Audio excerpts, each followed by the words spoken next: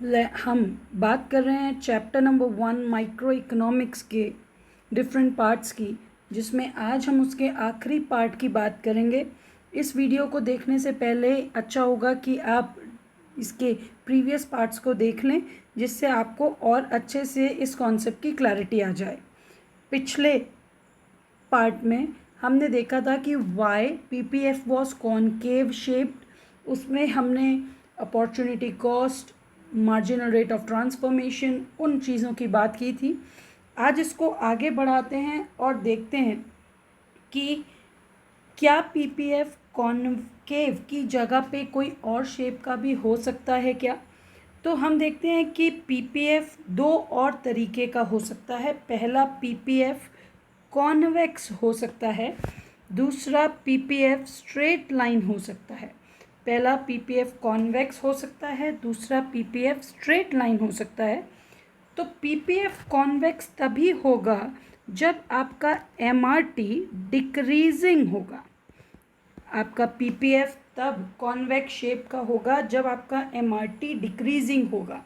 मतलब कम से कम unit of commodity आपको सैक्रिफाइस करना होगा एक एडिशनल यूनिट ऑफ कमोडिटी को बनाने के लिए। या देखिए, हम इसको कुछ इस एग्जाम्पल से समझ सकते हैं। ठीक है, यहाँ पे मेरे पास है पॉसिबिलिटीज़, यहाँ है कमोडिटी ए और बी। ठीक है, 1 2 3 4 पॉसिबिलिटीज़ हैं मेरे पास। 10 6 3 और 0, 1 2 3 4। यहाँ पर देखिए, मुझे ए से बी में जाने के लिए फर्स्ट टाइम 4 कमोडिटीज़ को सैक्रिफाइस करना पड़ रहा है। उसके बाद 3 यूनिट्स को सैक्रिफाइस करना पड़ रहा है। ठीक है, उसके बाद भी 3 यूनिट्स हैं मेरे पास। सॉरी, ये धीरे धीरे करके कम होती चली जा रही है। ठीक है, कम होती चली जा रही है। आप इसको, ठीक, तो हम यहाँ क्या देख रहे हैं, the MRT keeps on decreasing. लेकिन यहाँ है मेरी पॉसिबिलिटीज़, यहाँ है x और यहाँ पे है y, a b c d e।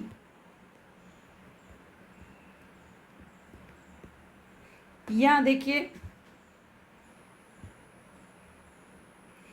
अगर मैं देखूं तो मुझे हर बार 3 यूनिट्स को सैक्रिफाइस करना पड़ रहा है for gaining 1 additional unit of y। तो हम इसको कह सकते हैं that the MRT is constant. हम जितना लॉस कर रहे हैं अपनी फर्स्ट कमोडिटी का, that is equal in all the cases. तो अगर आपका पीपीएफ कॉन्वेक्स तब होगा जब आपका एमआरटी डिक्रीज होगा। ठीक है, और आपका पीपीएफ स्ट्रेट लाइन तब होगा जब आपका MRT, that is marginal rate of transformation, constant रहेगा। Now let's talk about the very very important concept, yet very simple, that is change in PPF. PPF में दो तरीके से चेंज आता है। First is shift and second is rotation. Shift तब होता है जब पूरा का पूरा पीपीएफ मूव करता है, दैट इज दोनों एंड्स में, एक्स एक्सिस में और वाई एक्सिस में, दोनों में जब पीपीएफ मूव करता है तब हम उसको कहते हैं शिफ्ट। और जब एक ही एक्सिस का कोई चीज़ मूव करती है तब हम उसे कहते हैं रोटेशन। ठीक है, मैं फिर से बता देती हूँ बहुत क्विकली। शिफ्ट वो होता है जहाँ पर हम दोनों एक्सिस में चेंजेस आते हैं, मतलब पूरा का पूरा ग्राफ चेंज होता है। लेकिन रोटेशन में केवल एक एक्सिस पे चेंज आता है, दूसरा एक्सिस बिल्कुल आपका कांस्टेंट रहता है। तो यहाँ पर देखिए, राइटवर्ड शिफ्ट इन पीपीएफ।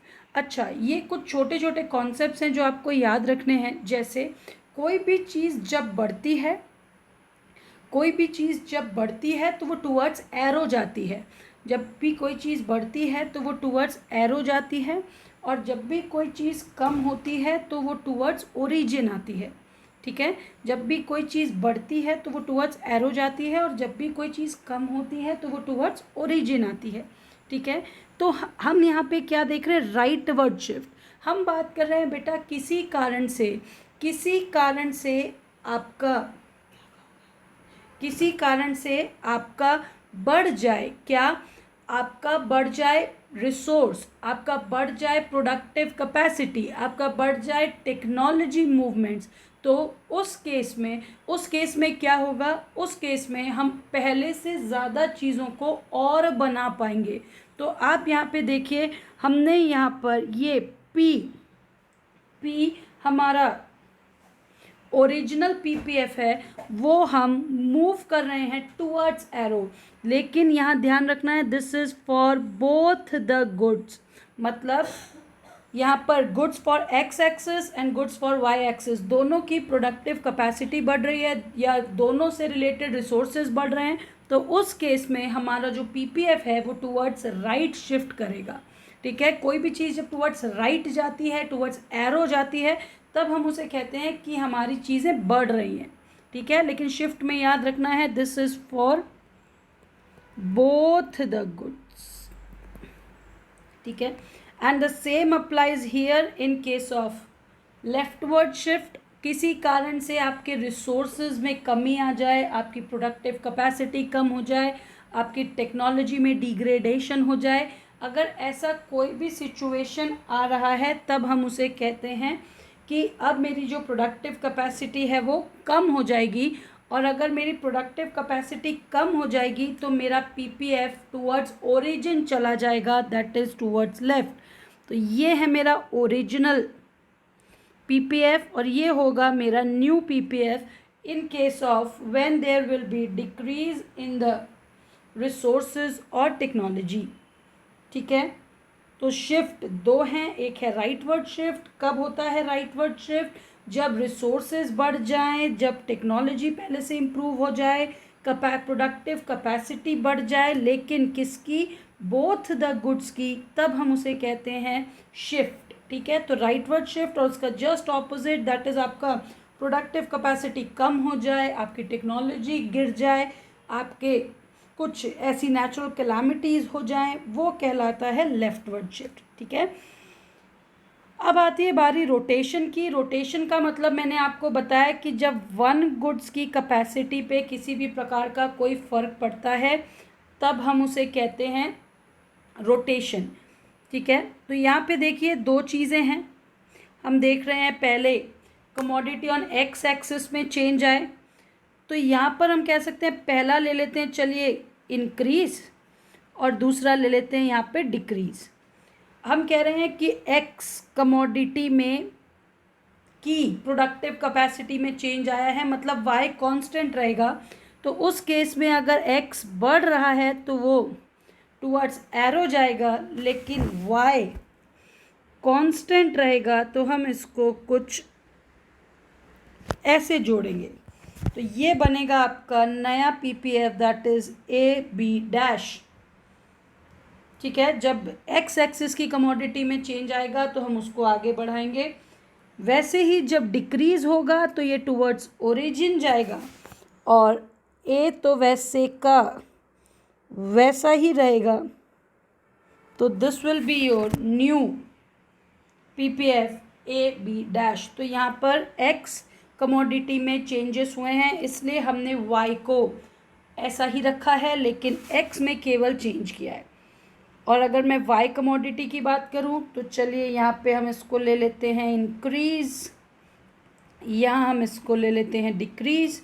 तो वाई कमोडिटी में चेंज आ रहा है, तो y will move towards the arrow and b will remain same, तो a dash b will be my new curve, and यहाँ पे जब इसमें चेंज आएगा टूवर्ड्स दिस, तो ये बनेगा ए डैश बी। ठीक है, so this is your rotation. Rotation का मतलब होता है जब रोटेशन का मतलब होता है जब एक चीज़ में फ़र्क पड़ता है तब हम उसको बोलते हैं रोटेशन। तो अगर एक्स एक्सिस में फ़र्क पड़ेगा तो केवल एक्स एक्सिस मूव करेगा, वाई एक्सिस वैसे का वैसा ही रहेगा। और अगर फ़र्क पड़ेगा किस में, वाई एक्सिस में, तो हमारा चेंज होगा केवल वाई एक्सिस में, एक्स एक्सिस उतना ही रहेगा। ठीक है, तो कॉन्सेप्ट्स वाइज हमारा ये चैप्टर ख़त्म हो गया है। इसको हम लोग एक क्विक रिवीजन दे देते हैं। That is PPF slopes downwards. क्यों? क्योंकि एक को बढ़ाने के लिए मुझे दूसरे को कम करना पड़ता है। PPF is concave shaped, why? Due to increasing MRT. अगर इकॉनमी पीपीएफ पे ऑपरेट करती है लाइक दिस, ये वाले जो भी पॉइंट्स हैं, ये है मेरा वाई एक्सिस, ये है मेरा एक्स एक्सिस, ये है ओरिजिन, यहाँ पर जो भी पॉइंट्स हैं इनको हम कहते हैं कि these are the Fuller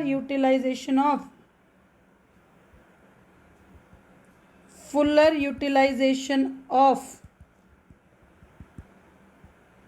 resources. अगर कोई पॉइंट इसके अंदर आता है तो इसको हम कहते हैं अंडर यूटिलाइजेशन, और अगर कोई पॉइंट इसके बाहर आता है तो उसको हम कहते हैं अनअटेनेबल कॉम्बिनेशन। क्यों कहते हैं हम इसको अनअटेनेबल कॉम्बिनेशन? क्योंकि हमारे पास इतने रिसोर्सेज ही नहीं हैं, कि हम उसको अचीव कर सकें, इसलिए हम इसको कहते हैं अनअटेनेबल कॉम्बिनेशंस।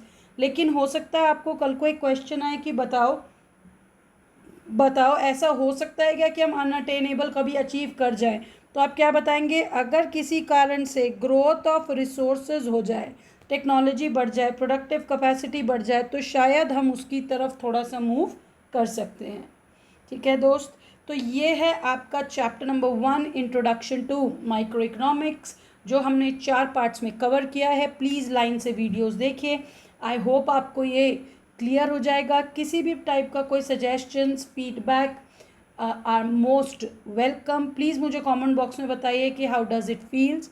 और अगर आप चैनल पे नए हैं और आपने अभी तक इसको सब्सक्राइब नहीं किया है तो please subscribe the channel, like, share and comment in the videos. I'll see you in the next chapter. Bye bye. Take very good care of yourself.